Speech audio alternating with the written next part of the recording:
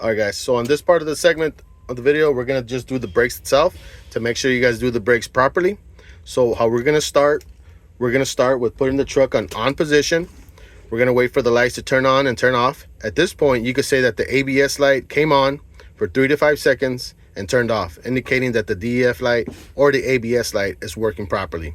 Same thing with the DEF light. You can say the same thing. So at this point, we're gonna do a safe start. We're gonna make sure that our brakes are applied. We're gonna make sure that we're in neutral, and then we're gonna start the vehicle. All right. So right here, we're gonna have to build up the air pressure till we get the governor cutoff, which is gonna kick in between 120 and 145, okay? So here you're able to give it some gas. Make sure that you hear the governor shut off.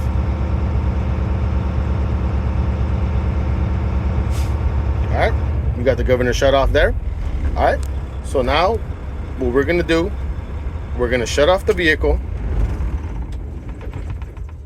and we're gonna put it in on position again, and we're gonna release both brakes. Release the trailer and tractor brake. We're gonna wait for the air to stabilize. Usually it stabilizes with 3 to 5 seconds, sometimes 10 seconds. All right, good. So the first test that we're gonna do the applied leakage test, which means that we're gonna hold our brake down for 1 minute, and in 1 minute, we should not lose no more than 4 PSI in a combination vehicle and 3 PSI in a straight truck. So you hold your brake down and watch for the brakes. Here, just hold it down for 1 minute. In the test, you do want to count to 1 minute. Here, we're not gonna count just for the length of the video. Once you hold it down for 1 minute, you let go of it and you let the examiner know that you did not lose no more than 4 PSI in a combination vehicle. The next test that we're gonna do is the fan down 1/light and buzzer warning test. We're gonna fan our brakes down, meaning we're gonna keep pressing on our brakes until we get the warning light and buzzer. That's gonna come on around 55 PSI. So we're gonna continue until the light comes on.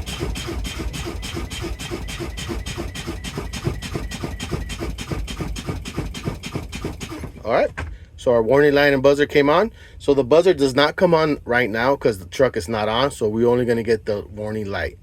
All right, so now we're gonna do our spring valve pop out test / fan down 2. We're gonna continue pumping our brakes, and at 20 to 40, our tractor brake pops out. Our trailer brake pops out between 45 and 20. Our trailer brake pops out first to prevent a jackknife. You keep pumping it. So you want to be focusing on the brakes just to make sure they both pop out. All right, and there you go. All right, so after you do that, you make sure that the brakes are applied. All right, so now we're gonna do a safe start to do the last 3 brake tests. So we're gonna do a safe start. We're gonna make sure our brakes are applied. We're gonna make sure we're in neutral, and then we're gonna turn on the truck.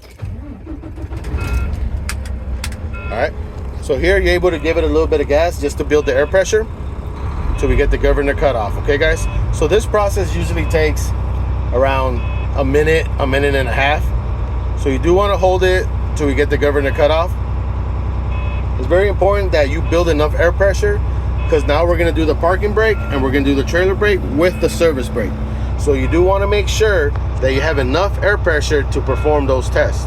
A lot of times you're able to build it up to 100 PSI, but you know, just to be safe, build it up to 120 to 145, or at least until you get the governor cut off.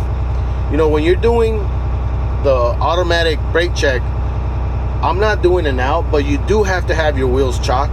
You do have to make sure you unchalk the wheels. And I'll explain it once we're done with the test, just to make sure that you get what you need to do. But you know, we're almost there. We're at 100 PSI. So a little bit more, and then you will hear the governor cut off. So it's very important to hear the governor cut off, because that's what they want to hear when they're the examiners next to you inside the truck. Yep, there you go. So now we got the governor cut off. As you see, we're a little bit above 110, between 110 and 120, which is good. All right, so first we're gonna do our tractor brake. So what we're gonna do first, we're gonna put it in drive. We're gonna release our trailer brake, and we're gonna give it a little bit of gas, and we should not move. All right, So the truck didn't move, indicating that my tractor parking brake is working properly. So now we gotta set the brake first, put it back in neutral, and release the brake. So now we're gonna check the trailer brake. So we're gonna put it in drive. We're gonna release the parking tractor brake.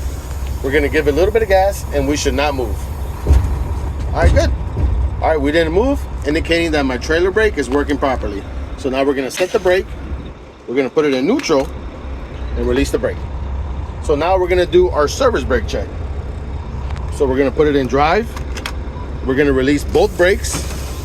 We're gonna go forward 10 to 15 feet, and we're gonna stop straight. So the main thing with that, when you go forward,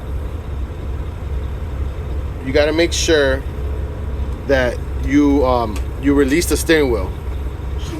So when you release the steering wheel, you stop and then release the steering wheel. All right, so that's what you want to do. After you're done with that, you want to set the brake, trailer and parking, and you want to put it in neutral, guys. So that would be the 3 main brake tests that you got to get 100% on. If you do anything wrong when it comes to naming the numbers or doing the procedure, you will fail, guys. All right, so we're gonna end with that, and then yeah, I'll post this up and let you guys know. Good luck, guys.